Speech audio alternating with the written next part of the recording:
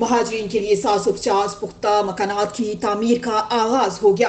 وزیر اعظم آزاد حکومت ریاست جموں کشمیر چودھری انوار الحق نے مہاجرین 1989 اور 1990 میں پختہ مکانات کی تعمیر کے لیے چیکس تقسیم کر دیے۔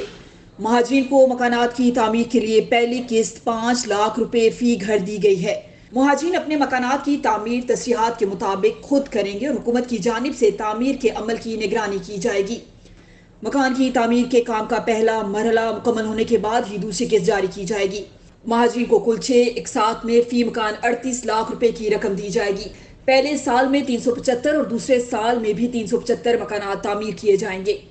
تقریب سے خطاب کرتے ہوئے وزیر اعظم آزاد کشمیر چودھری انوار الحق نے کہا کہ مہاجرین اور ان کی آنے والی نسلیں اپنے آپ کو مہاجرین کے بجائے ریاست کا فرسٹ کلاس شہری تصور کریں۔ مہاجرین کے لیے وہی سہولیات ہے جو ریاست کے عام شہری کے لیے ہیں۔ حکومت پر سستے آٹے اور بجلی کی وجہ سے دباؤ ہے، لیکن اس کے باوجود ترقیاتی عمل کو متاثر نہیں ہونے دیا۔ انہوں نے مزید کہا کہ موجودہ حکومت کی سب سے بڑی طاقت اس کی 16-17 ماہ کی شفافیت ہے۔ ہم سب اللہ کے قانون کے ساتھ ساتھ دنیاوی قانون کو بھی جواب دہ ہیں۔ حکومت نے اقتدار میں آنے کے بعد 16-17 ماہ میں سلیپنگ پروجیکٹس کو زندہ کیا۔ مہاجرین کے لیے مکانات کی تعمیر، رٹوا ہریام پل، جاگنا، آؤٹ آف اسکول چلڈرن آخری سانسیں لے رہے تھے۔ انہوں نے مزید کہا کہ مہاجرین کو مکانات کی تعمیر کے لیے کوششیں کریں گے کہ دوسری قسط جلد سے جلد دیں۔ وزیر اعظم نے اس موقع پر محکمہ بحالیات کی بھی تعریف کرتے ہوئے کہا کہ حکومت فنڈز کی کمی کو وفاق کے ساتھ مل کر دور کرنے کی کوشش کرے گی۔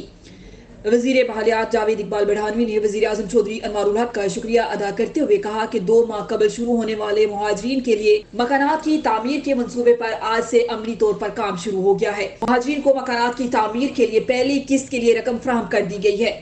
مہاجرین نے بڑی تکالیف برداشت کی اور قربانیاں دیں۔